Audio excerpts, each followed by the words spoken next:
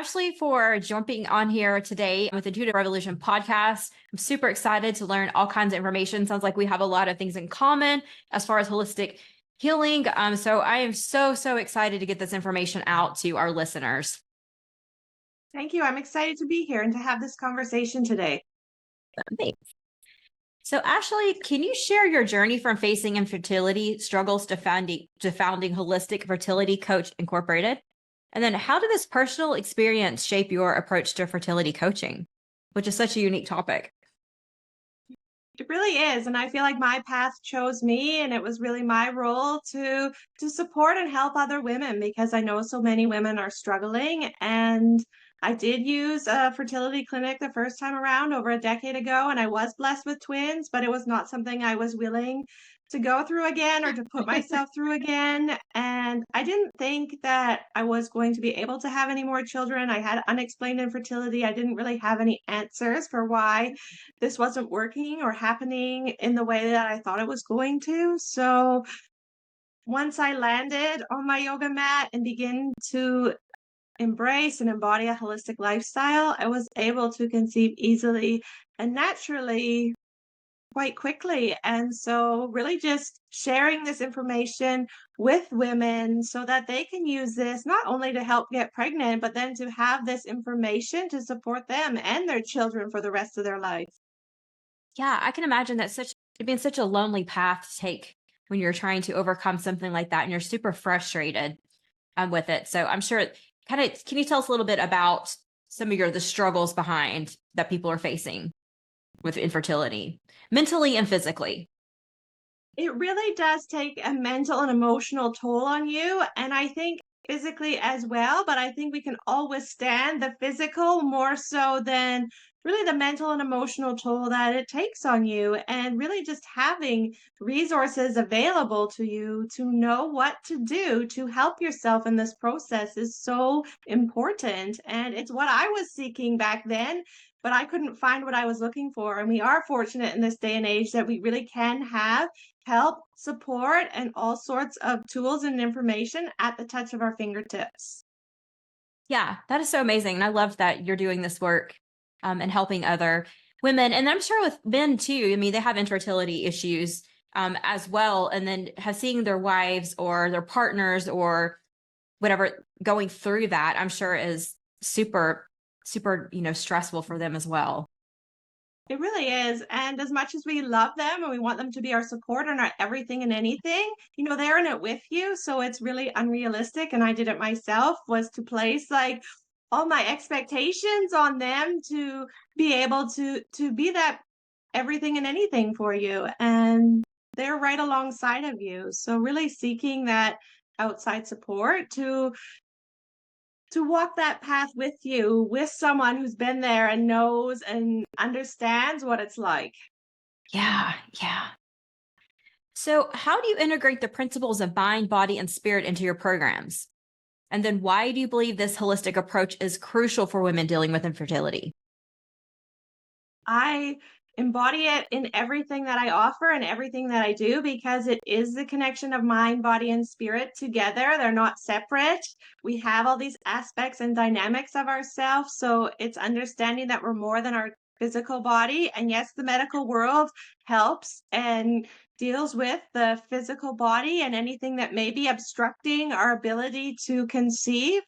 But it's really important to take in the other aspects of yourself and to take a holistic approach and to embody a holistic approach, because the more that you do so, the better you're going to feel and the better that your chances are going to be. Because it's not just looking at a piece or part of you and thinking that this is the only way that this is going to work for me. It's really addressing all of the things that aren't addressed that you do have control over on a day in and day out basis, and shifting that locus of control from external to internal. Yeah, absolutely. So it's like kind of going back, I don't know if you're familiar with energy codes. Dr. Sue Morter, she talks a lot in her book about, people like ladies who have infertility, once they got their energy in line and got some of the expressed emotions out of their body, they were actually able to start conceiving.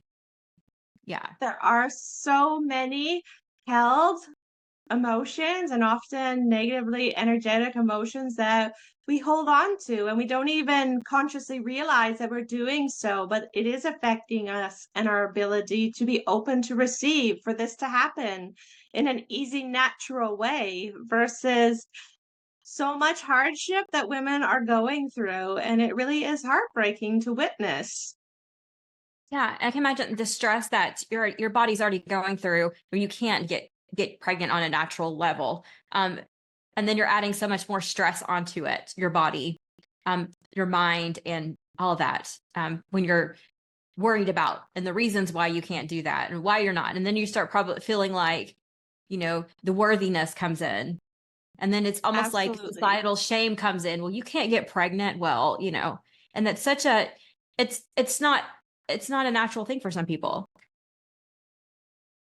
Yeah, it's really a lot of guilt, Yeah. shame, the self-worth and the self-esteem, and all of that plays a huge role in it. And how you can show up for yourself in spite of all those things and still you love yourself and still give yourself compassion, even though it's challenging and you are facing adversity. Yeah. So, can you explain the role of yoga and fertility, which most our listeners are probably familiar with yoga for fitness, for some mental health issues, but how does it work in fertility? And then what are some different styles contributing to creating a fertile foundation for women?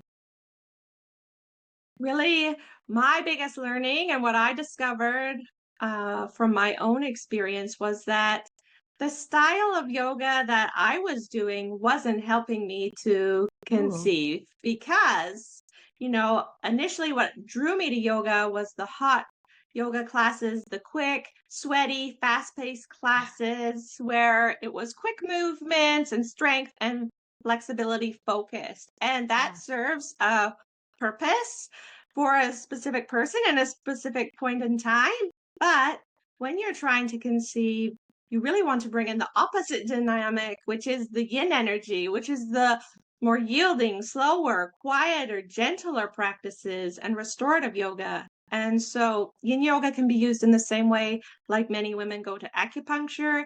It works with your meridian lines to open them up and to clear your energy lines in the same way. And you're applying acupressure when you're within these poses. And you begin to learn to sit with discomfort, to breathe through any discomfort so that you can take that off your mat into your daily life and to have that transition, to build that resilience within yourself, to be able to withstand whatever obstacles come your way and to release and let go of all of these stored emotions that are issues in our tissues, quote unquote. Yeah. And it doesn't need to be like, I am releasing my guilt right now, but it can just be like that sense of groundedness and release and support when bringing the nervous system into rest and digest mode instead of fight or flight mode. And that is the optimal state that we want to be in. And that is going to help us to be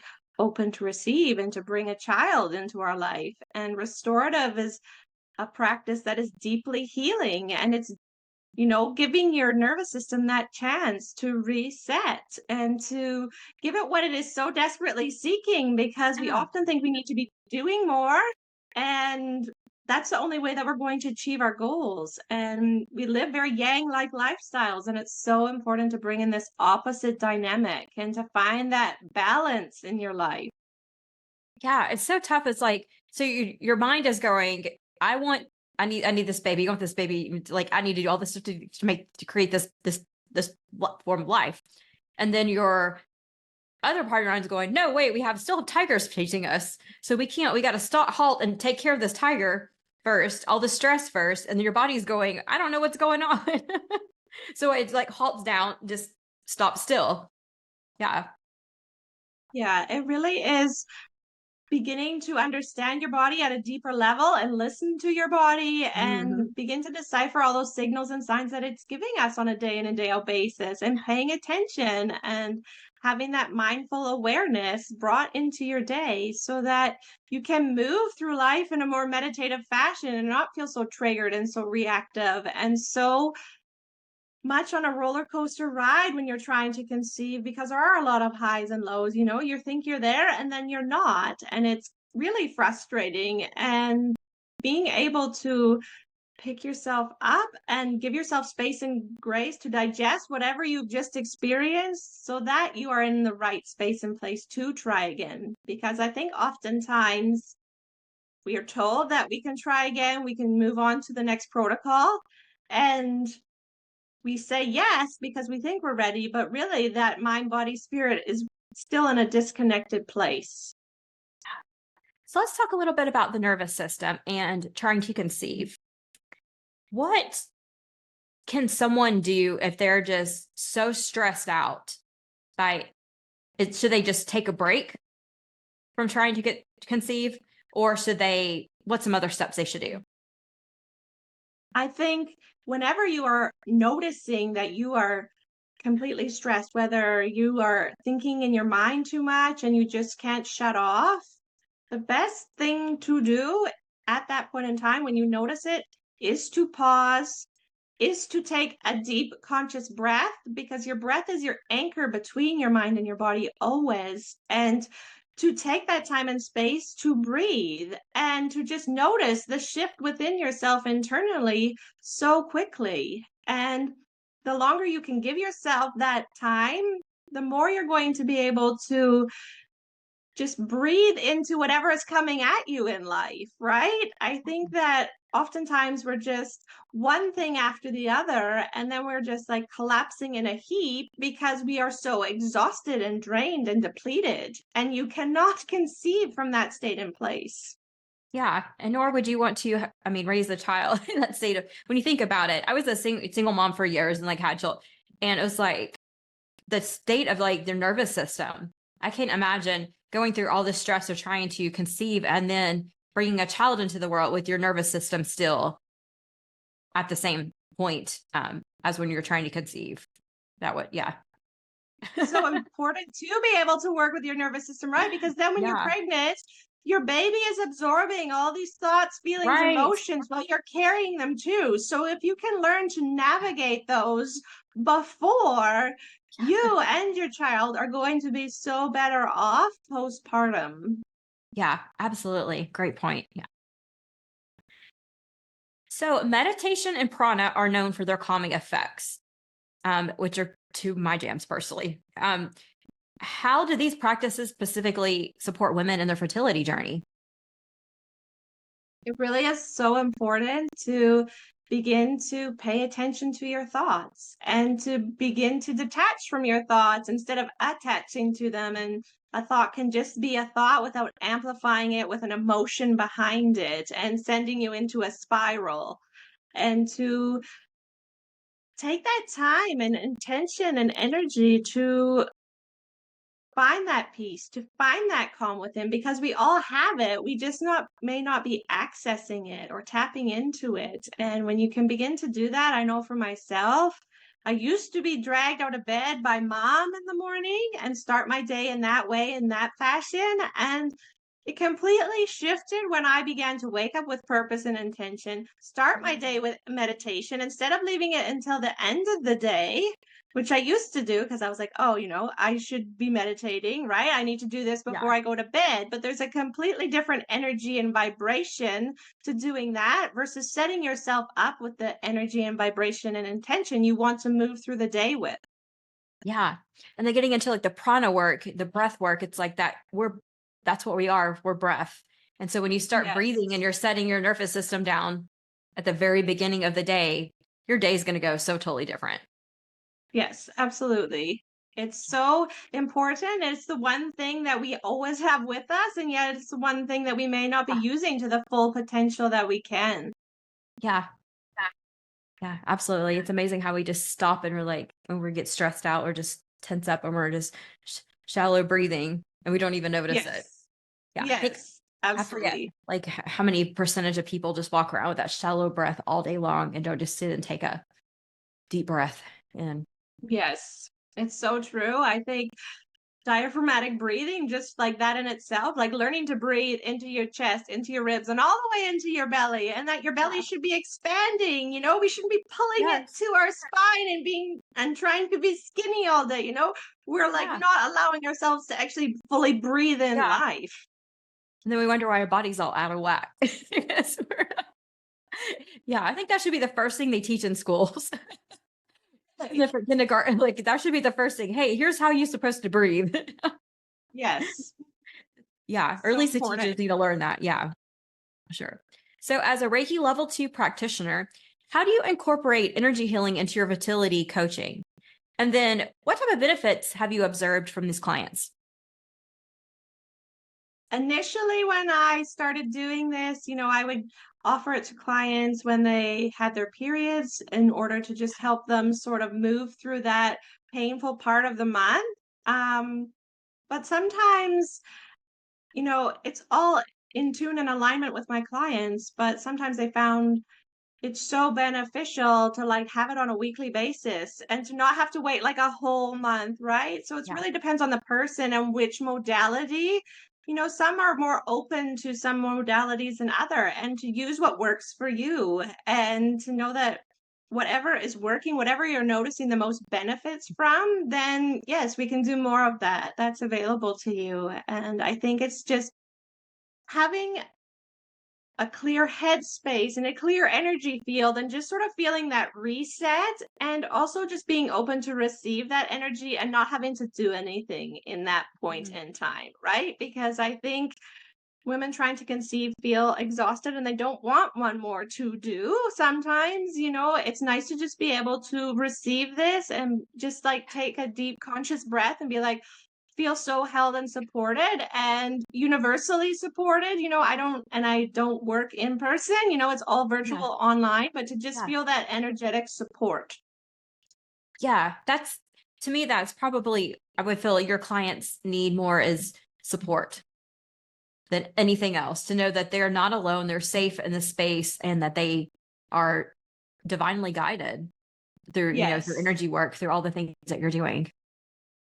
Absolutely. I think it's so important because sometimes we don't feel that way when we're struggling, when we're suffering, when we're Yeah. experiencing pain, We think like the world's out to get us in a way, or that we've done something wrong and that we're deserving everything that we're experiencing. And it's just nice to feel and know that you can have that trust within yourself and within other people as well, and to sort of let your guard down and to be vulnerable, because it is really hard to be vulnerable on this journey. And I know for myself, I silently struggled the first time around. No one was knowing that I was experiencing infertility. I was leaving work and going to appointments and hoping no one was going to ask too many questions about how many times I was leaving work and all of these things. And it really does just play such a impactful role in the way that you feel and the way that you're able to show up in the world. Yeah, and by women like you, specifically women, doing the work that you're doing and showing other women that it's okay to open up, that you're not alone, that you're not suffering through this. You're not the only one who's going through this at the time. Really creates the space for people to start talking about it, and creates a community to where people feel again safe about it. And it's Yes. not such a stigmatism, amongst not being able to get pregnant, the naturally, or there's more people can sympathize with what you're going through at the time. Absolutely. And I think that if someone isn't in your immediate circle of friends or family, then it does feel very lonely and it does feel Yeah. isolating, and it does feel like you are the only one going through it, even though you're not. So it's important to find and to cultivate those relationships and spaces that are there for you and who understand you and can support you. Yeah. So Ayurveda, which is amazing. I'm going to ask you a little bit. Tell me a little bit about Ayurveda from your standpoint. Tell people what it is, and then what kind of unique perspective on health and wellness does it offer? It is ancient wisdom, and it is the science of healing the mind and the body together. And it is beautiful. And I believe everybody should at least learn a little bit about it, because it really does help you in any manner that you implement it into your life. And I think that it's important to know that we all have an inborn constitution, and it's so vital to nourish your inborn constitution and to know that you have 5 elements within you, to find out your dosha that you are most prevalent in, and then have that wisdom and understanding to guide you through the rest of your life, and to understand what puts you out of balance and what brings you back into balance. And often we are drawn to the things that put us further out of balance. And so with that wisdom and understanding, you begin to see life and your body through a different lens, and you begin to have a different relationship with your body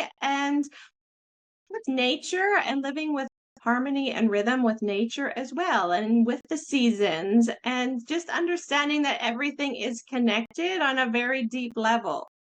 Yeah, absolutely. It's amazing. Like the foods we put into our body. If the thing, like, 'cause I went through my Ayurvedic certification, like the most like, profound thing to me was like some of the foods I'm putting in my body that I think are healthy are not necessarily healthy for my body or the time of year or what it's going through at the moment. Maybe I don't need that broccoli right now. Maybe I need something else.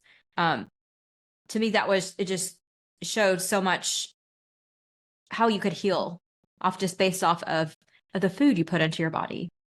Yes, it's so vital that there's so many fads and trends out there about what to eat and how to eat, and it's really important to nourish yourself. So, and to receive the nourishment from what you are actually consuming, because it's filtered down through the layers and through the tissues in your body. And if it's Yeah. not reaching your reproductive tissues, then they're not getting nourished. And so Yeah. it's really important to pause perhaps what you're doing and really get in tune and in touch with all of the systems of your body, your digestive system, and learning that your digestive fire plays a huge role in what you're consuming and what you're getting out of this. And if you're not getting much out of what you're eating, then you need to work with your digestive fire. You don't want to be leaving toxins in your body because they're not being assimilated. Just going to cause disease. And when you're trying to conceive, that's something you definitely don't want No. to worry with. Yeah. So so get off the Oreos all the time, and then get off all this other stuff. But it's not even necessarily about the processed foods. It's just certain other foods, like you'll use that with your body types and the things that you're going through, even hormonal levels. What you should put into your body at that time. So it's very fascinating. So speaking of that, how do you use the principles to enhance fertility? Like, what are some details and tips for people that want to step into Ayurveda, I call lifestyle, and then how can they have a better overall quality of life with it? Really understanding whether you're Vata or Pitta or Kapha is going to help you understand your body on a different level and be able to choose not only the foods you eat, but sort of the lifestyle practices and the breath work that you do. You don't need to be doing fiery hot breath work if you're a Pitta, because that's just going to exacerbate the issue that you're experiencing. You might have, like, I'm a Pitta, so I'm using myself as an example, but you might have enough fire energy running through you already that's not the type of breath work that you need to be doing. And I don't do or teach hot yoga anymore for that reason, because I don't need to add more heat into my system. That takes me further out of balance. Yeah, and I'm the complete opposite in Vata. So that means that I'm like cold. Yeah. So, and it's really hard because I live in Florida. So it's like everything's hot and I don't want to eat hot foods all the time. So I balance it out. Yeah. It's really just understanding yourself and learning to listen to these cues that we take for granted day in and day out, and really simplifying the things that we are doing. Like, how we are cooking our food. Are we sitting down to eat? Just really bringing this Yeah. mindfulness and awareness that often in our busy lifestyles and pace and culture have just been Mhm. thrown by the wayside.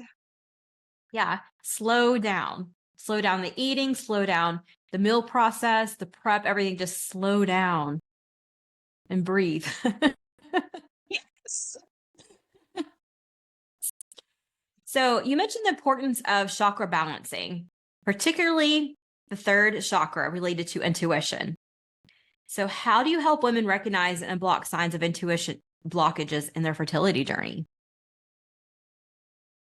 Really, when you cannot trust your gut, Yeah. then that is a blockage. We should be able to have this internal knowing and be able to trust that. But often we're not trusting our body on our fertility journey because it's not performing in the way that we desire yet.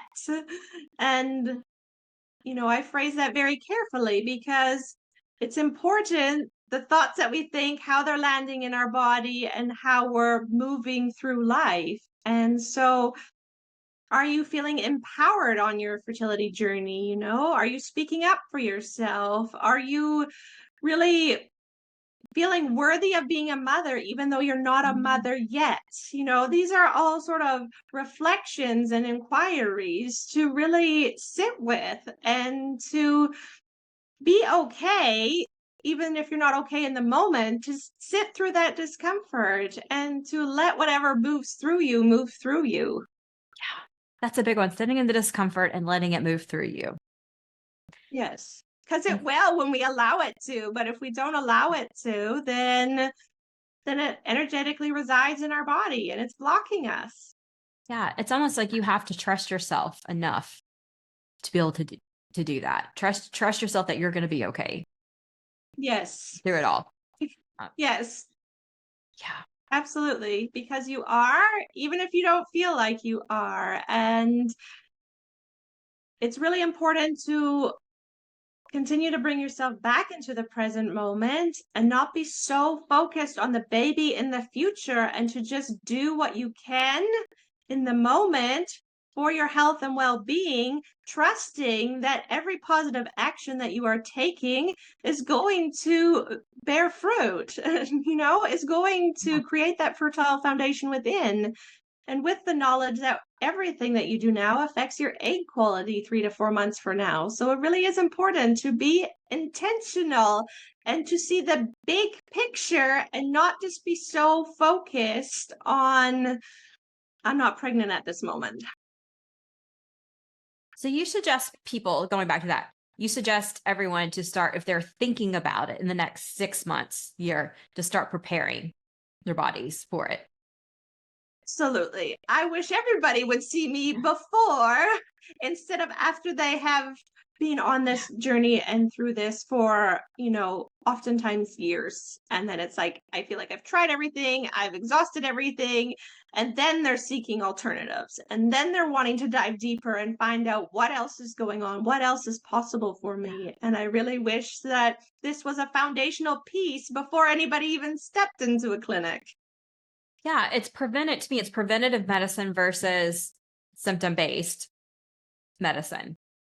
Um, Absolutely. so a lot of it could be, like you said, prevented, but people, it's just a matter of educating people, I believe, and getting information out to them like, hey, a lot of this can be prevented if you take steps, you know, 6 months, a year out, however long, months out from the time you're looking to conceive. Absolutely. I think that often it's been ingrained in us, it's been conditioned in us, though, right? If something is quote unquote wrong, to go to your doctor. And it's like, wait, what can I do for me? What is within my control? What can I do for myself? And I am very careful, and it's because of my own experience of what I put into my body. And I want to know the effects that that is going to put and have on my body. I'm very mindful because it felt like an outer body experience to me when I was going to the clinic and using fertility drugs. I did not feel like myself. And I wouldn't wish that on anybody. You want to feel like you during this process. So a lot of women, we think about infertility being for women who are, I guess, 35. I have a friend who told me the day, which surprised me. 35 is the cutoff for for geriatric pregnancies.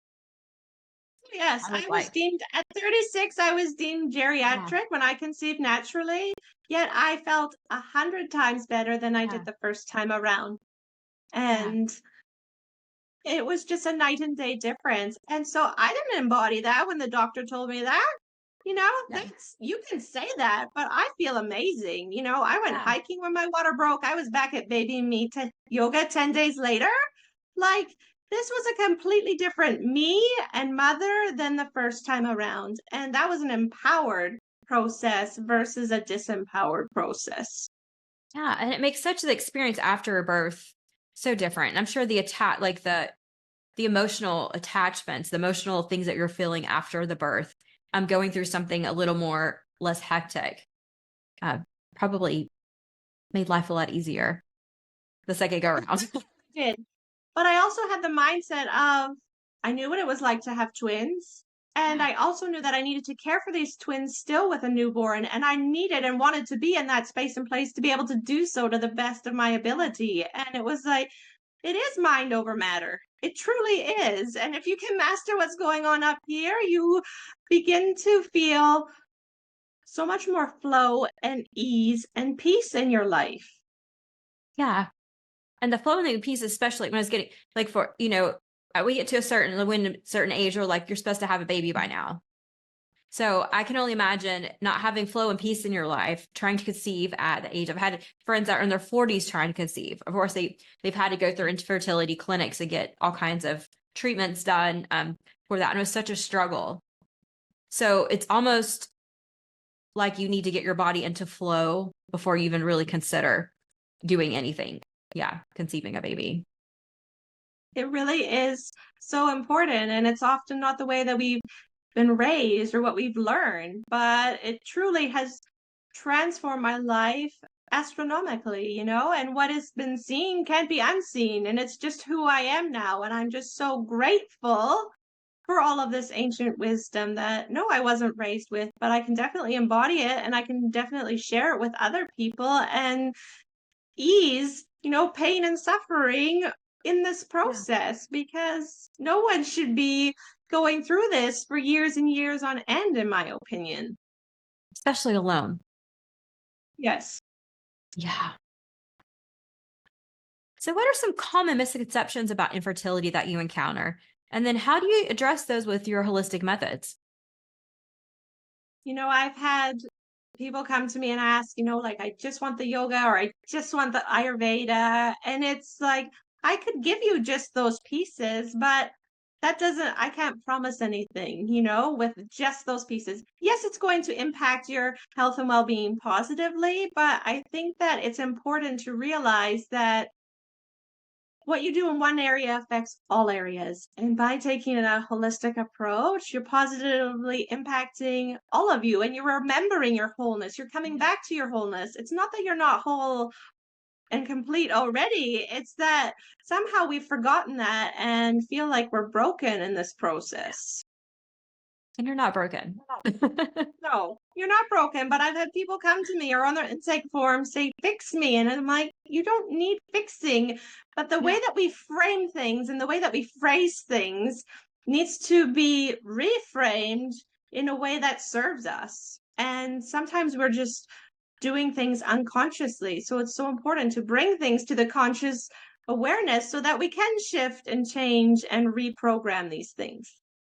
Yeah. Reprogramming is such a big thing. It's such a hard thing to do, but it's very vital, especially in the line, getting to a point to be able to conceive. Is reprogramming It your mind. really is so important to realize those thoughts that are running day in and day out in the background and bring them to the forefront and realize, wait a minute, this isn't serving me. And it's important to also know that 70 to 80% of our thoughts on a day in and day out basis are negative. And so that we do Yeah. need to pay attention to our thoughts and we do need to catch ourselves as often as we can. And we do need to rewrite that and reframe that in a way that serves us and the way that we want our life to be and look and feel, because everything, when you can bring this alignment into your life, everything feels easier. You need to be your own best friend and own cheerleader. We never talk like 70% of our thoughts are negative. We never think 70% of thoughts negative about anyone else. Of course, we're always in our head about ourselves. But when you look at someone, you're not going to think 70% negative thoughts about them unless you absolutely despise them. But but we think that of ourselves when we talk that way to ourselves. We wouldn't tell that to our best friend. We wouldn't tell it to our spouse.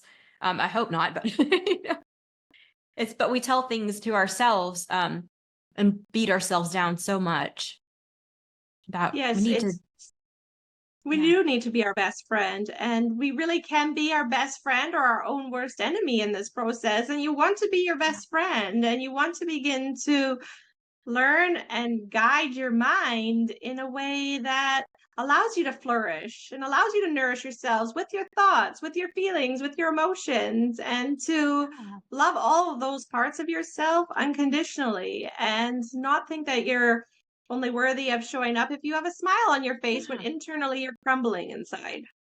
yeah. That's authenticity needs to come out in people. And that's how you're getting support. Because if you're not authentic, Yes. you're not getting that support. People don't know. No, Yeah. it's true. What you're struggling through. Yeah. So can you share a transformative story from your practice where a holistic approach significantly impacted a client's fertility journey? Definitely. I think that once people start to embody and implement these practices, even to the smallest degree, things that have been said are, I didn't realize how disconnected I was. Everybody should have this information, in respect to Ayurveda, and not realizing that like food tastes better and all of these things. I sleep better, my energy is better. All of these Yeah. things, when you add them up together, they are they're huge. They're instrumental in the way that you're functioning on a daily basis and how you're able to show up at work and then come home and all of the rest of it. Your relationship with your spouse changes because your relationship with yourself changes. Yes, that's the key. I think is when you change your relationship with yourself, your relationships everywhere are going to change. Yes. Because It really just creates this positive ripple effect for only good things to keep happening, yeah, because we're not taught to prioritize ourselves oftentimes in this manner. And it really is important to know that taking care of your health and well being now, not only just to get pregnant, but in the long run, serves you. You want to be a mom and you want to be here for a long time to raise these children, and you want to be your yeah. best self and your healthiest self. And you want the best for your children too. You want to have them to have the Absolutely. best mom. Yes. Yes. Not unrealistic expectations, but the way that I'm able to show up now for my children is to just see their divine little nature and to love them for who you are. Like when I look at my twins, they're very different and they have their own uniqueness, and it's to love them for who they are. And there's no comparison or competition, even though sometimes they bring it out in themselves. It's like, I love you for who you are, Yeah. not for the differences between you two. They'll often quiz me, which one of us is your favorite? It's like, I love you all for very different reasons, and there's enough love to go around. Yeah. As kids, that's so hard because you're always like, want to be the parents. But then as you become a parent, you have multiple children. You're like, but I love you the same. you know, Yeah. sometimes I prefer the other person, their personality at certain times, but no, but the love is still there the same. They really are the greatest teacher and the greatest mirror to reflect back to us what it is that we They need to are, see in they are. ourselves on a daily basis. You're like the phrase, just because I do this doesn't mean you do. It's like, it's like, They really don't do often, this. catch me or be like, Mom, karma. And I'm like, yep, see, it's very quick acting, Yeah. it's very quick acting Yep. for me. It's like, no, right, got it. Nothing else needs to be said. Yeah. Awesome. So kind of wrapping up, for someone listening who's struggling with infertility and considering holistic methods, what initial steps would you recommend to start their healing and fertility enhancement journey? I like to end it on what's something they could walk away right now today and just do. Obviously contact you. Ashley's contact information will be in the show notes as well. But what's something else they could do if they just want to say, hey, I'm ready to go? I think that one, seek support, and two, do something for your mind, body, and spirit daily. And what that is for you is unique, but if you can cultivate that for yourself, it's just going to give you such an inner radiant being that, for your mind, whether you meditate or you brain dump, but you're beginning to pay attention to the thoughts that are flowing through your mind on a daily basis. And for your body, move your body in a way that you love. If you hate going to the gym, move your body in a different way. There's so many things that I see people doing that it's like, why are you doing that to yourself? Do something that infuses joy. And by doing something that infuses joy into your life, you're going to be connected to your spirit because you are going to feel like you. And so it's so important to just, mind, body, spirit daily. What are your practices? What can you implement that? And it's not about taking time, it's giving yourself to this time. That's a gift to you. Do that for you because you are worthy of it and you deserve it. Yeah, that goes for everyone. If you're not listening, if you're not looking to conceive, or you have to, like, that goes for every single person on this planet that you deserve that time. Yeah. So, well, thank you, Ashley. This has been so insightful. I'm sure listeners are just like amazed by all this information that they've received today. Thank you for tying in the mind, body, spirit concept for us. Again, yeah, all her information will be in the show notes. So please reach out if you have any questions. You said everything you do is digitally. So yeah, you can be in the other part of the world and still get access in to Ashley. Yeah. Again, thank you. Wonderful. Thank you so much.